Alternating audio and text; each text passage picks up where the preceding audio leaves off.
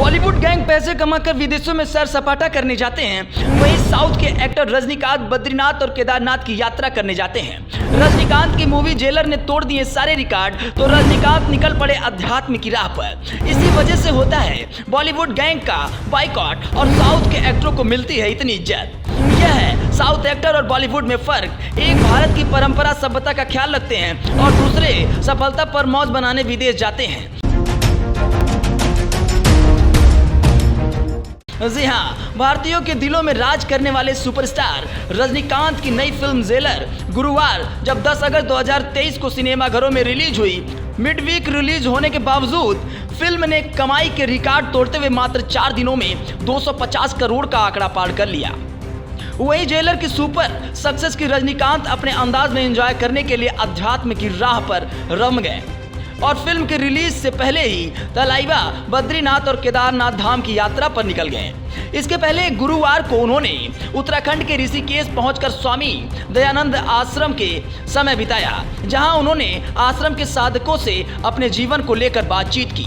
बद्रीनाथ केदारनाथ मंदिर समिति के धाम पहुंचने पर अभिनेता रजनीकांत का स्वागत करते हुए उन्हें भगवान बद्रविशाल के आशीर्वाद स्वरूप प्रसाद एवं तुलसी का भेंट भी दिया। मीडिया रिपोर्ट्स की अगर माने तो शाम के समय बद्रीनाथ धाम पहुंचे रजनीकांत के सायंकालीन पूजा स्वर्ण आरती में शामिल होकर भगवान बद्रीनाथ के दर्शन की। उसके बाद उन्होंने रावल ईश्वर प्रसाद नंबूदरी से भेंट की।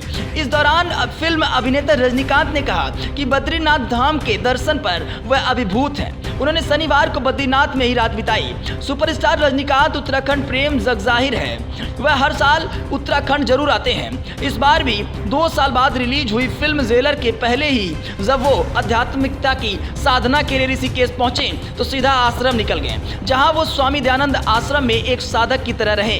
आश्रम में शुक्रवार को प्रातःकालीन सत्संग के दौरान करीब 40 मिनट तक रजनीकांत ने साधकों से अपने जीवन की कई ऐसी बातें साझा की जो अब तक सामने नहीं आई थी। रजनीकांत ने बताया, साल 1991 तक आध्यात्मिक की दुनिया में कोई सरोकार नहीं था। हाँ, इतना जरूर था कि मेरी धर्मपत्नी लता स्वामी जी की अनुयायी थी।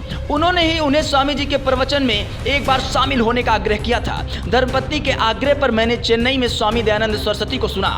तब अनुयायियों की भारी भीड़ के बावजूद सत्संग हाल में सन्नाटा पसरा हुआ था। सब एकाग्र होकर स्वामी जी को सुन रहे थे, जिनमें मैं भी शामिल था। स्वामी जी के वेदांत, अध्यात्म, मानव सेवा और धर्म के प्रति विचारों को सुनने के बाद मैं काफी प्रभावित हुआ और इससे मेरे जीवन की धारा भी बदल गई। मीडिया रिपोर्ट के अनुसार रजनीकांत अपनी फिल्म जेलर रिलीज होने से पहले ही उत्तराखंड आ गए थे। रजनीकांत बुधवार को शाम को बेंगलुरु की फ्लाइट से जॉली ग्रांट एयरपोर्ट पहुंचे और वहां से ऋषिकेश के लिए रवाना हो गए। बताया जा रहा है कि सुपरफास्ट रजनीकांत का 15 अगस्त तक उत्तराखंड में ही रहने का प्लान है। रजनीकांत की नई एक्शन थ्रिलर फिल्म गुरुवार को रिलीज हो चुकी है। इसका ट्रेलर भी कुछ दिन पहले ही रिलीज किया गया था। फिल्म के रिलीज होने से पहले जहां रजनीकांत के फैंस में फिल्म को लेकर काफी उत्साह दिखा, वहीं शनिवार तक फिल्म ने कमाई का एक नया कीर्तिमान बना दिया।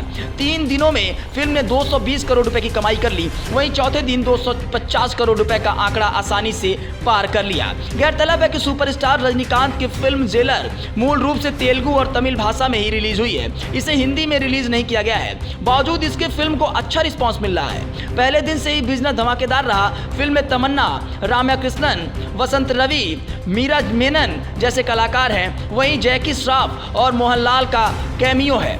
सुपरस्टार रजनीकांत ने शनिवार को बद्रीनाथ धाम पहुंचकर मंदिर में दर्शन किए। कहा जा रहा है कि उन्होंने भगवान बद्री विशाल की जन कल्याण की प्रार्थना की।